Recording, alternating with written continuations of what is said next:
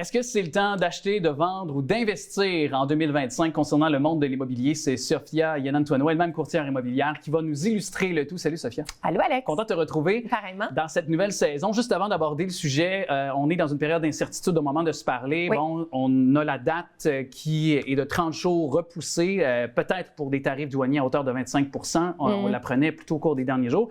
Est-ce que concernant le monde de l'immobilier, des clients auprès de toi, il y a devant cette incertitude aussi, disons, un questionnement, savoir est-ce qu'on achète ou on repousse en attendant le 30 jours pour acheter une maison, par exemple, devant cette incertitude-là? Oui, bien absolument. Je pense que ces nouvelles-là viennent trancher avec tout le monde. Là. Tout le monde est affecté d'une façon ou d'une autre. Puis effectivement, je l'ai vécu justement cette semaine, où est-ce qu'une cliente, elle veut vendre sa maison et puis ensuite, elle veut racheter une nouvelle maison. Donc, la conversation qu'on a eue cette semaine, c'est que je vais vendre la maison, je vais essayer de maximiser l'opportunité qu'on a présentement, mais après ça, je ne veux pas racheter une autre maison. Je vais louer. Je préfère louer une maison ou un condo pour 1 an. Question de, je le sais que ça va me coûter une trentaine de mille dollars, mais c'est pas grave, je veux juste voir où est-ce que tout s'en va. Parce que de justement les nouvelles qu'on a eues.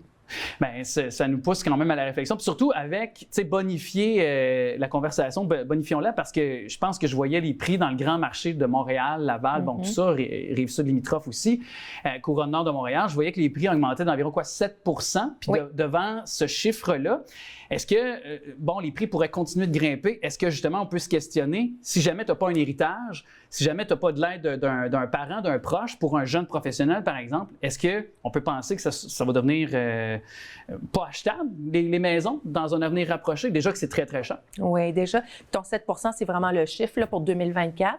Et pour les condos, on parle d'un 5 % d'augmentation au niveau de leur valeur au niveau municipal. Ouais. Mais c'est sûr que là, pour 2025, c'est une danse qui va continuer. C'est sûr qu'on s'en va pas en baissant. Donc oui, effectivement, ça devient de plus en plus difficile de s'acquérir une propriété, mais c'est comme mondial. C'est partout qu'on voit vraiment la valeur des maisons monter. Est-ce que c'est difficile? Oui, c'est difficile. Est-ce qu'il y a des programmes qui s'en viennent? Des solutions. Il y en a toujours. Okay, lesquelles, par exemple, que tu suggères? Bien, écoute, il y a le gouvernement maintenant qui regarde pour les nouveaux acheteurs de faire justement une extension de 30 ans d'amortissement au lieu de 25. Ça va faire une bonne différence. C'est un des débuts.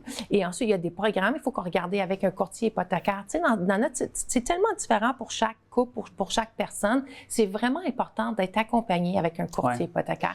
Le courtier immobilier, il est là pour donner peut-être des références ou des recommandations non professionnelles, parce que ça fait vraiment pas partie de notre mandat de dire, tu devrais faire ça dans le niveau hypothécaire. Ça fait pas partie de notre mandat, puis c'est complètement un autre sac à outils. Oui, tout à fait. Puis bon, il y a toujours les CELIAP, toujours les REER également, pour l'achat d'une première propriété, qu'on peut avoir recours pour quelqu'un qui veut s'acheter une propriété. Exactement. Mais avant de cibler peut-être les renouvellements hypothécaires, justement, est-ce que c'est encore, quand on veut expliquer, comme on disait tantôt, notamment, j'y reviens, mais les facteurs pour dire que c'est à la hausse le prix des maisons, est-ce que c'est encore et toujours l'offre et la demande qui vient un peu expliquer, quand on ramène ça, peut-être simplifier les raisons, notamment?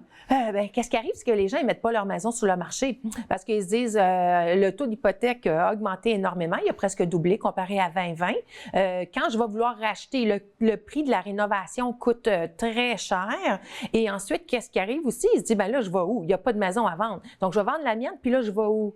C'est pour ça qu'il y a beaucoup de gens qui disent, là, je vais vendre, puis là, je vais louer à place pour un petit bout le temps que tout se stabilise. Donc, on attend encore une stabilisation, puis on n'est pas encore rendu là. Ça arrive encore des maisons avec multiples offres. Comme une maison qui est clé en main, qu'elle est propre, qu'elle est sur le marché à un prix qui est juste et bien réfléchi, on a multiples offres parce qu'il n'y a tellement pas d'inventaire. Puis ça crée donc une surenchère des choses, ça vient chauffer le marché. C'est ça. Concernant justement, on a un petit peu évoqué, mais les renouvellements hypothécaires, là, les taux d'intérêt sont quand même élevés, on va se le dire. Est-ce que ça peut mettre certains propriétaires, en difficulté? Parce que là, tout ça est dans un environnement 2025-2026 où les renouvellements vont se faire au cours des prochains mois, puis même dans la prochaine année et demie ou à peu près.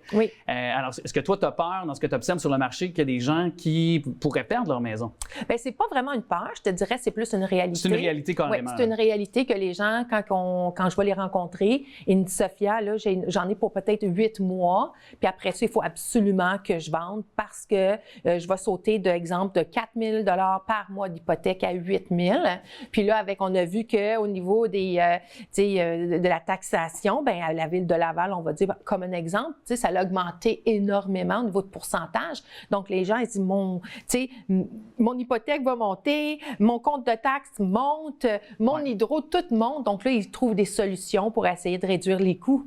Et tout ça, quand on se trouve dans un marché le marché locatif, là, évidemment, qui est en forte tension parce qu'on manque de logements et le prix des loyers est très élevé pour les familles chez nous dans le Grand Montréal. Bien oui, encore cette année avec le TAL, là, on l'a vécu à 5,9 %. Donc, même si un propriétaire n'a rien fait, là, on s'attend à avoir une augmentation de 5,9 % minimalement. Donc, quelqu'un qui a fait des changements au niveau des fenêtres, qui a changé des planchers, qui a changé des armoires dans la cuisine, dans la salle de bain, bien là, on peut se retrouver avec une très grande augmentation. Je pense que tout ça sera à méditer, puis évidemment, on saura s'en reparler très, très bientôt parce que j'ai l'impression que justement, la spéculation, le monde de l'immobilier, ce sera encore un sujet qui va être parmi